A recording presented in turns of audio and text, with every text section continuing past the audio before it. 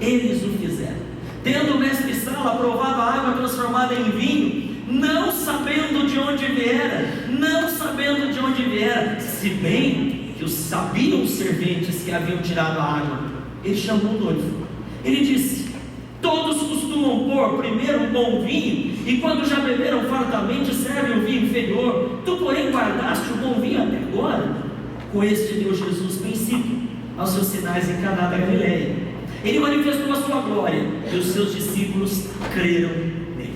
Amém, querida igreja? Continue com a Bíblia aberta aí, pode se assentar, em nome de Jesus. Essa semana eu tive um contato com uma palavra de Deus muito forte na minha vida. Eu até comentei hoje de manhã, por 2 vezes. Essa semana eu senti Deus falando comigo com clareza, no sonho. É interessante que eu sonho muito. Eu sonho dormindo e eu sonho acordado. Muitos sonhos acordados. E eu acordei num desses dias impactado por um sonho. Só que eu não sabia o que eu tinha sonhado. Parecia a história lá do Nabucodonosor, né? Que sonhou e não sabia o que ele tinha sonhado. E comigo foi assim. E o céu, eu acordei impactado com uma frase, uma pergunta, Jaqueline, no meu coração. E eu não sabia o porquê daquela pergunta. Aliás, até hoje eu não sei que sonho foi. Mas a pergunta era assim: Lutan, de que lado do balcão você está? Era essa a pergunta. Ô Tatiana, aquela pergunta, sabe quando você acorda? De que lado do balcão você está? E até por isso que tem esse balcão aqui, né? De que lado do balcão você está? Do lado de trás ou do lado da frente? E aí, quando eu acordei, eu estava acordado, a sua mãe estava tomando café, e o nosso quarto, a porta aberta na reta da sala de jantar. Eu lembro que eu falei para a sua mãe alguma coisa, ela falou assim: bem, volta a dormir.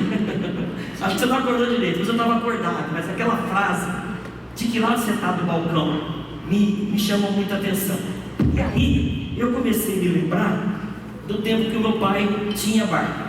Meu pai, olha, lá na década de 70, meu pai e minha mãe, eles tinham um bar. E um barzinho, na verdade era um boteco, lá perto de onde nós morávamos, né? E eu me lembro que a minha mãe passava o dia inteiro no boteco. Eu me lembro que a minha mãe, ela não tinha tempo muitas vezes para fazer comida para a gente, para fazer o lanche para levar para a escola. Quando eu ia para a escola, eu passava em frente ao bar do meu pai e da minha mãe. Tinha acho que 8 anos de idade. Eu me lembro que ao passar no bar, a minha mãe, como ela não tinha tido tempo de fazer lanche para mim, a minha mãe geralmente dava um saquinho de pipoca. Sabe aquelas pipocas, como chama? Nhaque? Aquelas saquinho vermelho assim? Eu amava. Agora não aguento mais comer.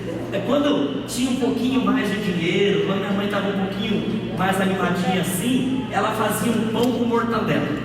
E pão com mortadela, para mim naquele tempo era mortandela, né? Agora que eu aprendi que é mortadela.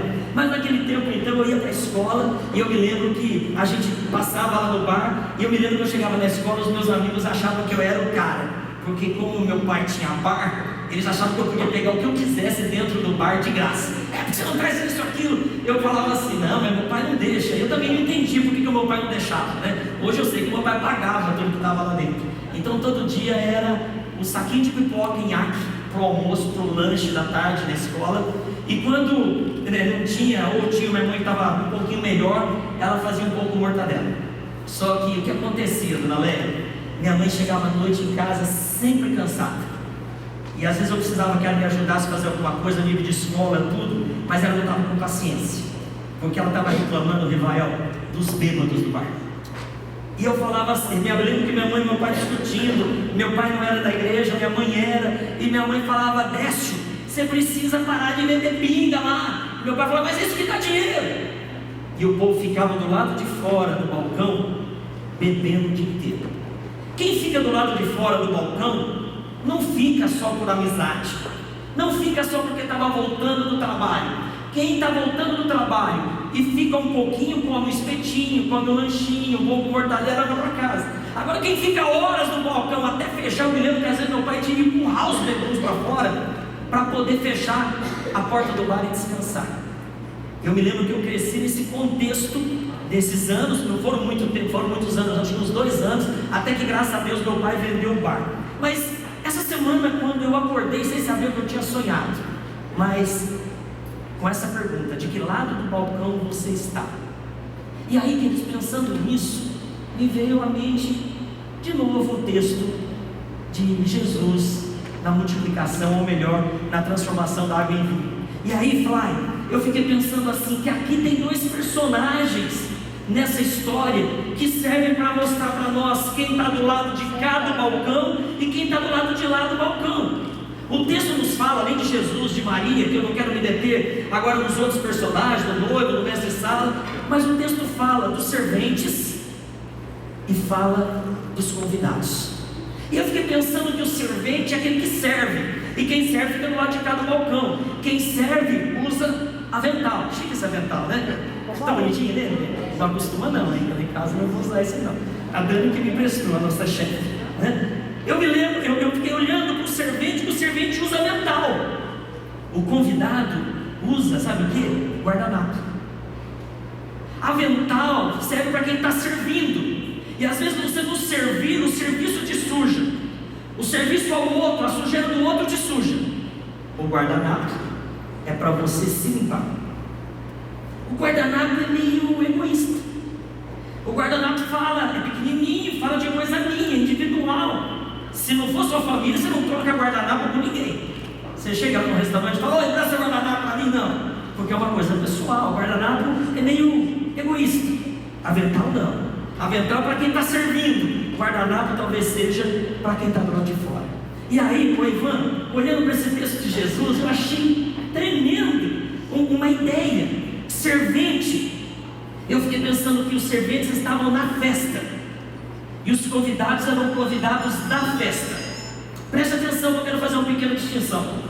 O servente, ele serve em qualquer lugar, porque ele serve a Deus, ele serve a Jesus, e onde ele estiver, ele pode servir. Então ele é um servente naquela festa, ele pode ser um servente num funeral, ele pode ser um servente num asilo, ele pode ser um servente no presídio, ele pode ser um servente no HMI levando sopa. Eu falei já para alguns que o ministério pastoral, adora, é mãe de pastor, sabe disso. É uma coisa tremenda, porque no mesmo dia você vai visitar uma pessoa na UTI, você passa na maternidade para ver o que nasceu, você faz um casamento, você vai no funeral, faz aniversário, tudo no mesmo dia. O servente é aquele que serve na festa, na rua, no hospital, em casa. Já o convidado não. O convidado, ele é da festa. Se não tem festa, não tem convidado. Ele vai ser convidado para a festa, ele é convidado da festa. O servente não, o servente é servente na festa. E aí, queridos, eu fiquei pensando que esse texto, ô Paulo, cadê a Paulo? Está ali a Paulo, você mudou de lugar hoje, né? Ô Paulo, ô Júlio, interessante, esse texto muita gente usa para justificar a liberdade de beber álcool. Esse texto, não, Jesus transformou a água em vinho, e o vinho era melhor do que o outro que tinha antes, então pode beber. E é verdade, esse texto, ele nos dá essa direção. O Abraão, só que esse texto tem tanto de outras lições, que a gente não se detém nelas. A lição que me interessa, que pode beber, essa eu gosto. Agora a lição de usar o avental, a lição de servir independente das circunstâncias, a lição de obedecer sempre, essas vezes eu relativizo. E aí, queridos, de fato, eu quero separar esse momento de balcão em duas etapas. A primeira etapa é um testemunho, e depois eu quero rapidamente compartilhar as características do verdadeiro servente, daquele que serve, do verdadeiro servo. Eu quero dar um testemunho para vocês, o porquê que faz mais de 25 anos que eu não ponho álcool na boca. O porquê que faz mais de 25 anos que eu não bebo nada que tenha qualquer teor alcoólico. Aí eu até pedi para a Solange, ela me assessorou nisso, para projetar. Thalita, projete para nós, por favor, e é um testemunho meu. Então, motivos, 12 motivos, rápidos, né? Eu queria até projetar para não perder muito tempo lendo muito, explicando muito. 12 motivos pelos quais eu não uso bebida alcoólica. E aí, eu trouxe aqui até, né, pedi uma assessoria dos irmãos, a turma tinha em casa. Aí eu pedi assim, deixa eu ver quem me arrumou essa aqui, não, vou falar. Faça a primeira aí, por favor. Queridos, sabe por que eu não bebo? Porque beber não pode ser a coisa mais importante da minha vida. Eu não bebo, porque para mim tem coisa mais importante do que beber álcool. bebo porque Jesus disse que o reino de Deus é mais do que comida e bebida. Então, já que eu não bebo, eu vou jogar fora essa garrafa. Segunda coisa pelo qual eu não bebo. E uma coisa interessante, né? Quando eu vi essa estante aqui, eu fiquei pensando assim, né? Eu vou dividir as garrafas em 3 compartimentos. Aqui, eu fiquei pensando, são aqueles crentes que bebem, fazem questão de falar para todo mundo e tentam provar que beber é bíblico e não tem problema nenhum. Então está aqui, bem visível. Esse daqui eu fiquei pensando, são aqueles crentes que não fica falando muito, alardeando muito, mas quando vai no lugar que está rolando, eles, já que está todo mundo, não tem problema, eles estão meio escondidinhos assim, mas estão ali. E aqui embaixo também tem umas garrafas aqui, né? Aqui tem aquelas garrafas daquele povo, olha que garrafa bonita essa daqui, ó. Daquele povo que aqui na igreja não bebe, é contra quem bebe, mas às vezes ele compra lá um vinho ou uma cerveja para pôr no frango. E às vezes sobra um pouquinho. E pôr no frango, quando vai para o forno, o álcool sai, eu sei disso, mas sobra um pouquinho. Então está pondo no frango, sobrou um pouquinho. Fala, frango, você vai ficar sem essa. Preste atenção. Há 25 anos eu não bebo, porque a alegria proporcionada pelo álcool dura pouco. Eu não bebo, porque a alegria que o álcool proporciona, ela dura muito pouco. A ressaca dura mais do que a alegria. Não bebo por causa disso. Terceiro motivo que eu não bebo é porque, se eu não considero errado beber, se eu não acho errado beber, se a Bíblia justifica a bebida como sendo uma possibilidade com temperança, sem abuso, então, se eu não considero errado, eu posso fazer da minha abstinência um sacrifício de louvor a Deus. Faz 24 anos que eu não bebo café, e eu não tenho nada contra café. Aliás, quando eu sinto o cheiro do café da minha mãe, as minhas, como chama esse negócio aqui? Produz saliva, olha que eu fico engolindo saliva com o gosto do cheiro do café da minha mãe. Por quê? Não acho errado tomar café, mas há 24 anos eu decidi que eu ia consagrar esse gosto meu para Deus. Então, sabe por que eu não bebo há mais de 25 anos? Porque, não considerando errado, eu posso fazer da minha abstinência um sacrifício de louvor a Deus. Então, não bebo. Qual outro motivo que eu não bebo? Eu não bebo? Vai lá, Thalita, por favor. Eu não bebo, mais um. Quatro, desculpa. Eu não bebo, porque se eu considero errado beber, então eu devo viver vida de santidade. Se eu acredito que beber não tem problema, eu devo consagrar como um jejum, como abstinência para Deus, um sacrifício de louvor. Agora, se eu acho que beber é pecado, é errado, então eu devo viver vida de santidade. Faz 25 anos que eu não bebo, porque eu julgo que bebida, ela tira a minha vida de santidade com Deus. Mas ainda continuando, eu queria falar que é 12, né? Sabe por que eu não bebo? Porque todos os alcoólatras começaram bebendo socialmente.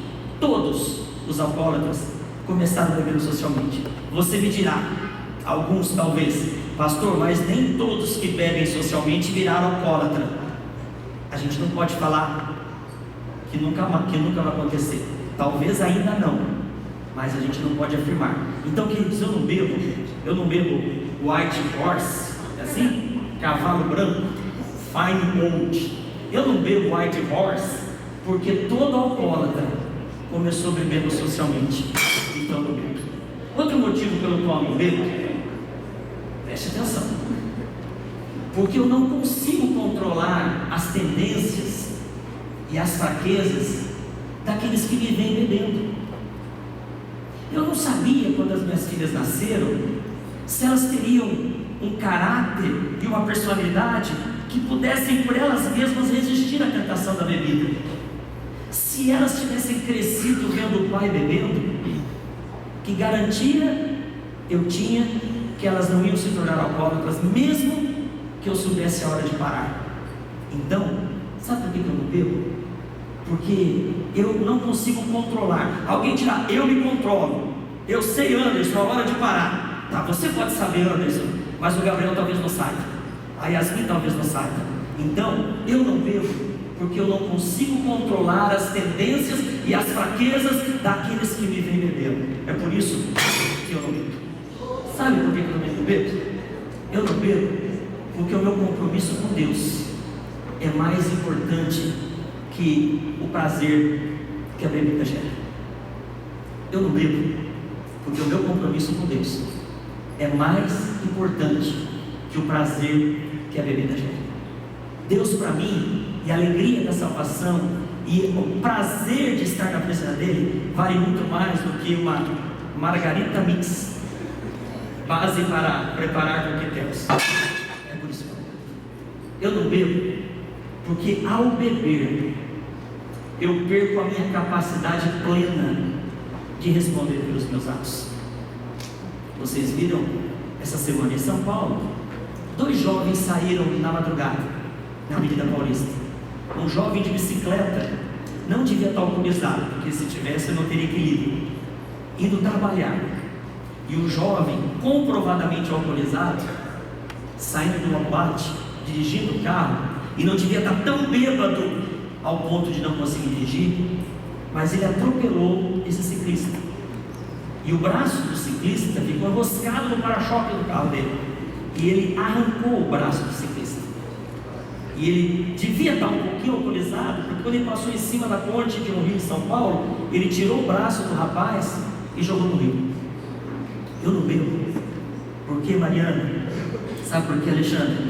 Porque um pouquinho que eu beba, eu já não respondo 100% pelos meus atos. Aliás, a Skol só é boa para alguns porque ela tem um teor alcoólico, e o teor alcoólico age no sistema nervoso central, provocando um relaxamento. Então, depois de um dia de tensão, de um dia de dificuldade, de um dia terrível de trabalho, no final da tarde eu passo no happy hour, que aquela é a hora feliz, depois o resto é infeliz. E ali eu bebo e eu relaxo, eu desanuvio, eu fico tranquilo. Só que daí, ao invés de sair 100%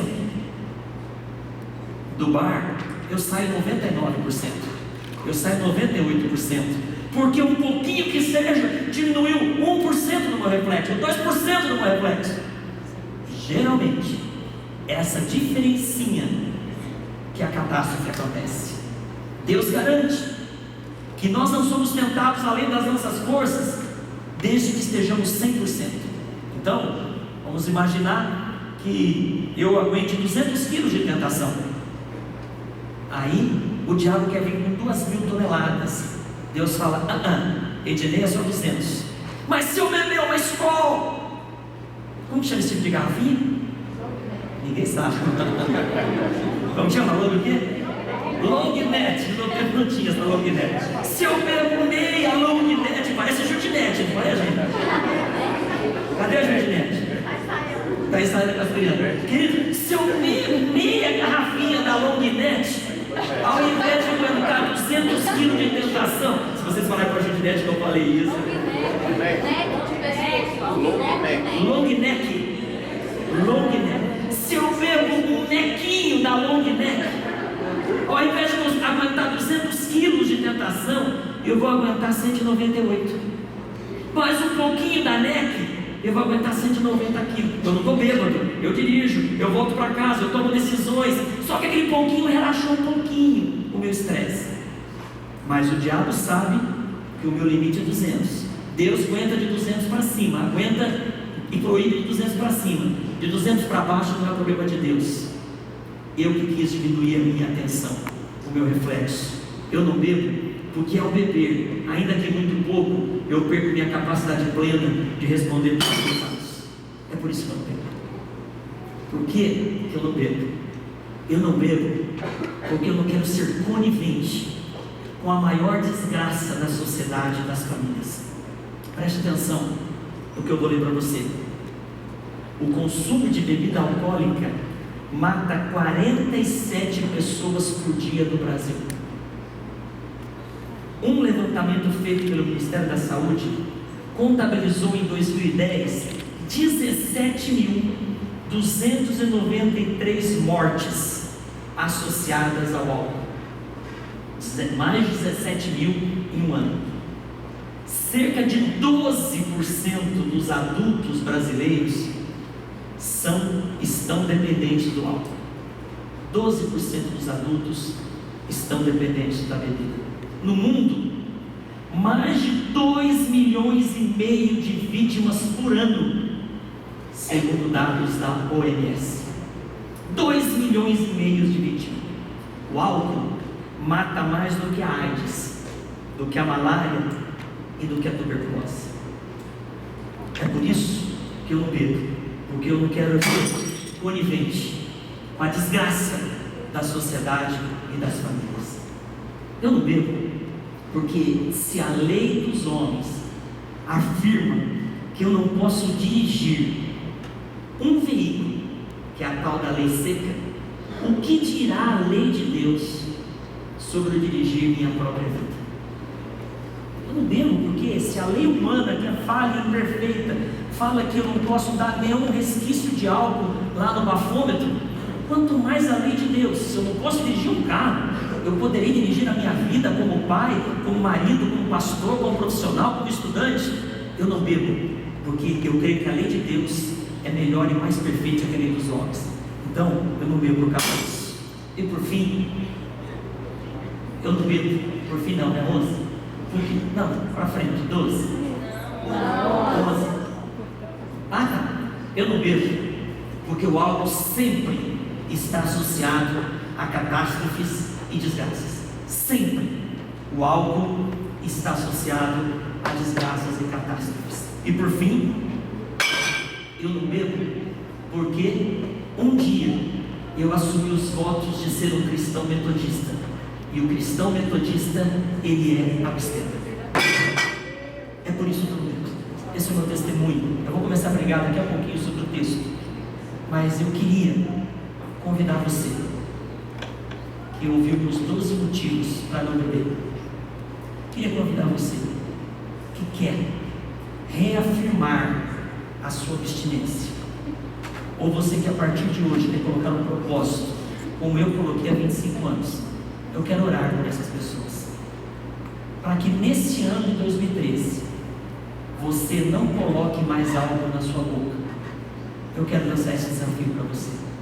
Você viu os meus 12 motivos, talvez você tenha outros, eu não sei, mas se você tem 10 motivos, 9, 8 ou um motivo para não beber, eu quero convidar você. O desafio que eu estou fazendo objetivamente, você sendo metodista ou não, sendo crente ou não, essa é uma proposta que vai fazer bem para você e para a sua família. Se eu der essa oportunidade aqui para filhos de alcoólatras, filhos e filhas de pessoas aqui presentes que cansaram de buscar o Pai na sarjeta, certamente seriam testemunhos impactantes. Eu quero convidar o Ministério de Louvor para cantar, mas preste atenção: quem vai estar no altar são todos aqueles que vão assumir esse compromisso. Se você do louvor não vai assumir, não precisa subir agora, mas o povo do louvor